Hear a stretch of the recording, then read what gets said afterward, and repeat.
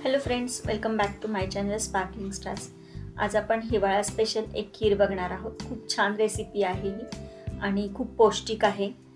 केस गळतीसाठी किंवा कंबरदुखीसाठी वगैरे ही तुम्ही नक्की ट्राय करून बघा। आणि बाळंतीण बाईंसाठी पण खूप छान आहे ही, नवीन आई झालेल्या स्त्रियांसाठी खूप पौष्टिक अशी ही रेसिपी आहे। नक्की ट्राय करा।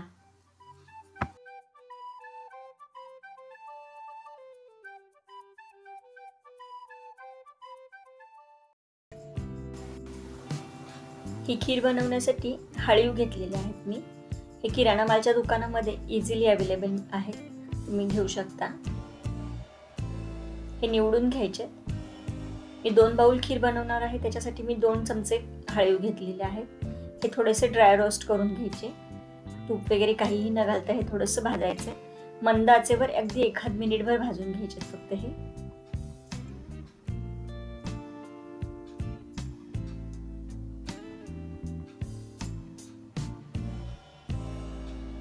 छान भाजून झाले तर आपण एका बाउल मध्ये काढून घेऊयात।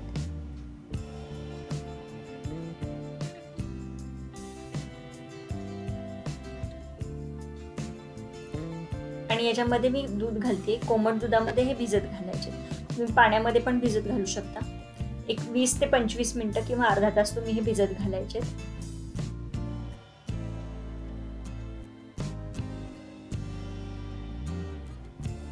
हे आपण बाजूला ठेवूया आणि दूध गरम करायला ठेवलंय मी।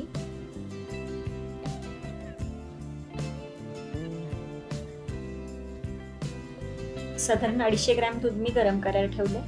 तुम्ही बघू शकता एक 20 ते 25 मिनिटांनंतर आपले हळीव खूप छान फुलले आणि आपल्या दुधाला पण छान उकळी आली आहे।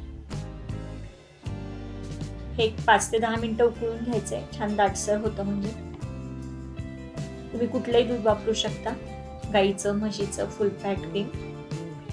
दुधाला छान उकळी आल्यानंतर आणि थोडंसं ते दाटसर झाल्यानंतर ते आपण भिजत घातलेले हळीव घातले त्याच्यामध्ये आणि हे एक आपल्याला 10 मिनिटं तरी छान शिजवून घ्यायचे। मंद गॅसवरती उकळवत ठेवायचे हे दूध, म्हणजे खीर आपली छान दाटसर होते।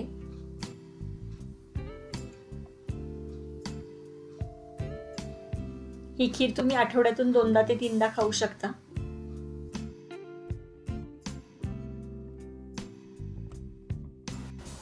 ही खीर मध्ये मध्ये ढवळत शिजवून घ्यायची मंद गॅसवरती आणि कडेला चिकटलेली साय जी आहे ती पण याच्यामध्येच घालायची, म्हणजे आपल्या खीरीला छान दाटसरपणा येतो याच्यामुळे।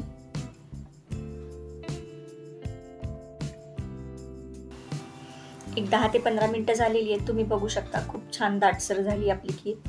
आता याच्यामध्ये मी जायफळ किसून घालतेय। मी याच्यामध्ये गुळाचा वापर करणार आहे, त्याच्यामुळे मी ते नंतर घालणार आहे गुळ, आणि म्हणून मी जायफळ वापरतेय। जर तुम्ही साखर वापरणार असाल तर तुम्ही आता इथे साखर घालून आणखी 2 ते 3 मिनिटं शिजवून घेऊ शकता।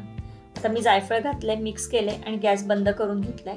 खीर थोडीशी थंड होऊ द्यायची, एक 2 ते 3 मिनिटं, त्याची थोडीशी वाफ जाऊ द्यायची आणि मग याच्यात मी किसून घेतलेला गुळ घालतेय 2 ते 3 चमचे